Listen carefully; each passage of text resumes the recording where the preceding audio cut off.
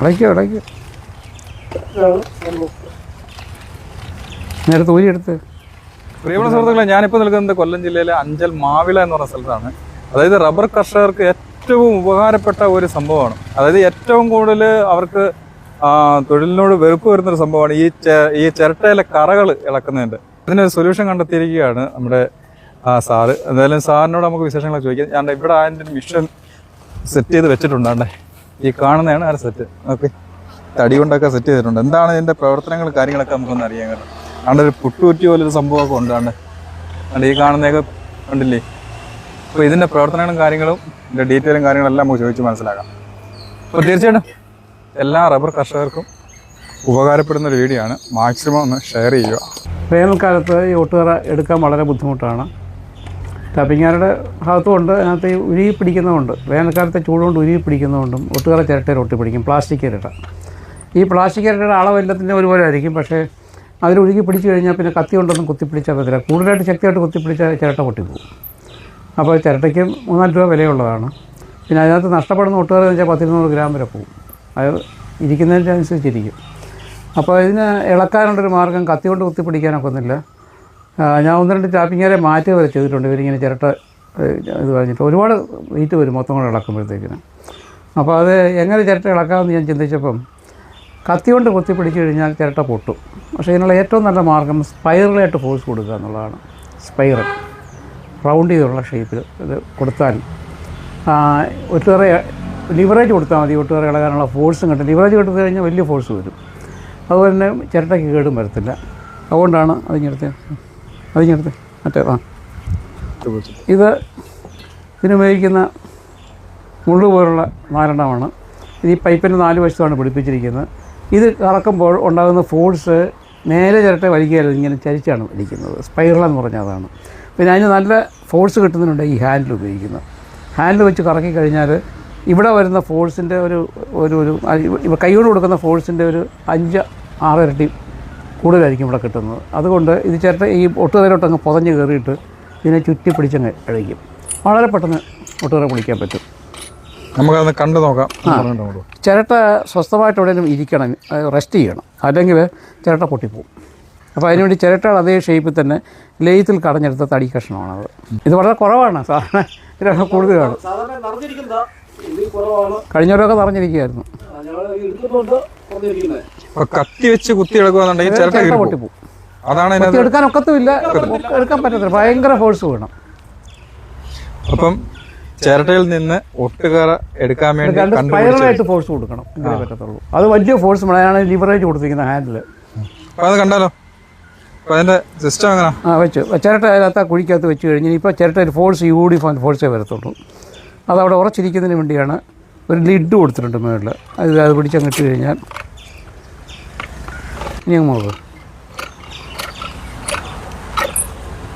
ഉപയോഗിച്ചിട്ട് ഒത്തിരി ആളായി ഇപ്പം. അടയ്ക്കും നേരത്തെ ഊരിയെടുത്ത് അത് 2ാം തവണ ഇടാം. ഊരിയെടുത്ത് ഇത്രയും പരിപാടിയേ ഉള്ളൂ. ഇനി കുറച്ചുകൂടി ഇരിപ്പുണ്ട്. അവിടെ ബാക്കി എടുക്കും പോകും. എന്ത് പെട്ടെന്ന് വന്നറിയാം. വലിയ ഫോഴ്സും വേണ്ട. ബാക്കിയോടെ എടുത്തു. അപ്പോൾ ഇതാണ് ഈ ഒരു മെത്തേഡ്. ഒട്ടുകറ മുഴുവൻ പോയി. ഒരു ചിരട്ട നിറച്ചുണ്ടെങ്കിൽ ഇതിനേക്കാളൊക്കെ വളരെ കൂടുതലായിരിക്കും. ചിരട്ടയ്ക്ക് ഒരു ഡാമേജ് പറ്റിയിട്ട് മക്ക് മാത്രം പിച്ചാത്തി എടുത്ത് ചിരട്ടിയാൽ മതി.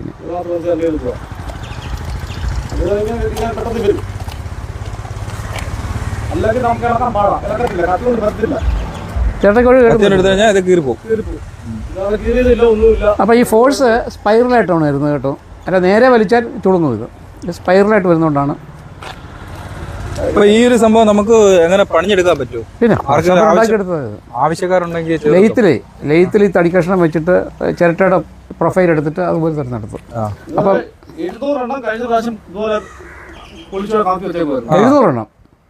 700 എണ്ണം ശരി. എന്നിട്ട് അതുകൊണ്ട് വെച്ചോ. കാരണം ഈ കൊല്ലം ആർക്കെങ്കിലും ഇതുവരെ ചെയ്തു കൊടുത്തിട്ടുണ്ടോ? ആവശ്യപ്പെട്ടിട്ടില്ല. ഇത് കാണുമ്പോൾ അതിശയമായിട്ട് അയാളെ കൊണ്ട് പറ്റത്തുള്ളൂ എന്ന് പറയും. എത്ര എനിക്ക് പണ്ടൊരു ടാപ്പിങ്ങാനുണ്ടായിരുന്നു. അയാൾ അതിന് മുമ്പ് തന്നെ ടാപ്പിക്കാരൻ ചിരട്ട നിറച്ച് വെച്ചിട്ട് പോയി. അവസാനം ഞാൻ പറഞ്ഞു ഇത് പൊളിക്കാതെങ്കിൽ മാത്രമേ ഞാൻ ഈ പണി തരുന്നുള്ളൂ പറഞ്ഞു. അല്ലാതെ പറ്റത്തില്ല എന്ന് പറഞ്ഞു. കാരണം ഞാൻ IIT നിന്ന് വരുമ്പോൾ 3-4 മാസം കൊണ്ട് വരുന്നത്. തൊട്ടടുത്ത റബ്ബർ കർഷകർ തന്നെ അവർ പറയുന്നത് അത്ഭുതത്തോടെ നോക്കിയത് ഇതെങ്ങനെ പൊളിച്ചു. ഇയാൾ വലിയ ആശാനാണ് ഇവിടെ കേട്ടോ. പിന്നെ വൃത്തിയായിട്ട് പൊളിച്ചെന്നുള്ളതാ. പുതിയതുപോലെ തന്നെ പിന്നെ പൊളിച്ച് അവർ പറഞ്ഞത് ഇതാണ്. ഇത് എങ്ങനെ ഇത് പൊളിച്ചിരുന്നാ ചോദിച്ചത്.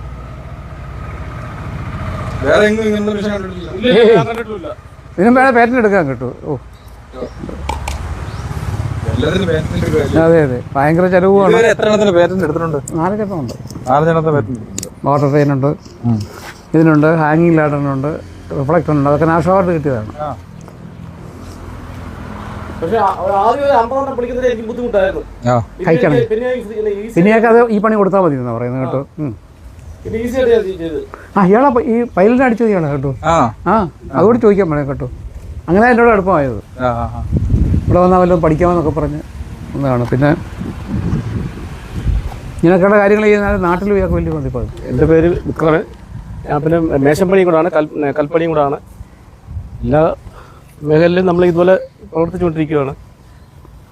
ടാപ്പിങ്ങാനും മാത്രമല്ല, എന്നെ ടാപ്പിങ്ങാനും പണ്ട് കൊച്ചിനെ അറിയാൻ തന്നെ ഇവിടെ വന്നതിന് ശേഷമാണ് ഇവിടെ ഞാൻ ടാപ്പിങ് ചെയ്യാൻ തുടങ്ങിയത്.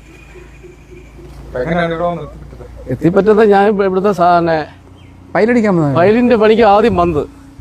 അതായത് ആദ്യം ഇവിടെ പണി ചെയ്ത് എന്തോ തിരുവനന്തപുരത്തിലായിരുന്നു. അത് നമ്മൾ കണ്ടുപിടിച്ചിട്ട് പിന്നെ ഞങ്ങൾ ചെയ്തു. സ്വന്തമായിട്ട് ചെയ്തു. സാറത്തിൻ്റെ നിർദ്ദേശപ്രകാരം ഞങ്ങൾ സ്വന്തമായിട്ട് ചെയ്തു. സാറ് ക്ലാസ് എടുത്ത് ഞങ്ങൾ ഈ വഴിയെല്ലാം പൈലടിച്ചതാണ് കേട്ടോ. ഈ വഴി മുഴുവനും. അല്ലെങ്കിൽ ഈ വണ്ടി കയറുമ്പോൾ 35 ഭാരമുള്ള വണ്ടി കല്ലുമായിട്ട് തന്നിട്ട് ഒരു കുഴപ്പം പറ്റി. കുഴപ്പമില്ല. മുള്ളു പോലുള്ള ഭാഗമാണ് ഒട്ടുകരയിലോട്ട് കടന്ന് കയറി ചെല്ലുന്നത്, തുളച്ച് കയറി ചെല്ലുന്നത്. അത് തുളയത്തക്കണം. അതായത് ഇത് ചിരട്ടയിൽ ഒരു കാരണവശാലും മുട്ടത്തില്ല. ഇതേ കണ്ടോ,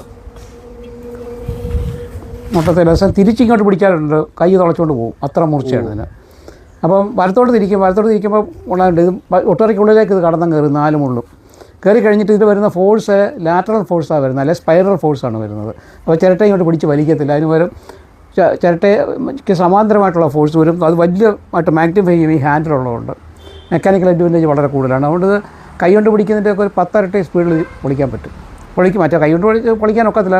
പിച്ചാത്തിൽ പിടിക്കുന്ന സമയത്ത് അല്ലെങ്കിൽ കത്തിയിട്ട് പിടിക്കുന്ന സമയത്ത് ചിരട്ട കീറും. അതല്ലേ ചിരട്ട ഇതിൻ്റെ മുന പോയിക്കൊണ്ടിട്ട് അതിൻ്റെ പാത്രം പോയിക്കൊണ്ടിട്ട് ചിരട്ട പൊത്തു പോകും. ഇതങ്ങനെ പോകുകയില്ല. ഒരു കാരണവശാലും ചിരട്ട എങ്ങനെ ഇട്ട് കറക്കിയാലും അമർക്ക് കറക്കിയാലും ചിരട്ടയിൽ കയറുകയില്ല, പെനട്രേറ്റ് ചെയ്യില്ല. ഇതേ കണ്ടോ, എങ്ങനെ ഇട്ട് കറക്കിയാലും ചിരട്ട കൊള്ളുകയില്ല. എൻ്റെ ആംഗിൾ അങ്ങനെ അഡ്ജസ്റ്റ് ചെയ്ത് വെച്ചിരിക്കുന്നത്.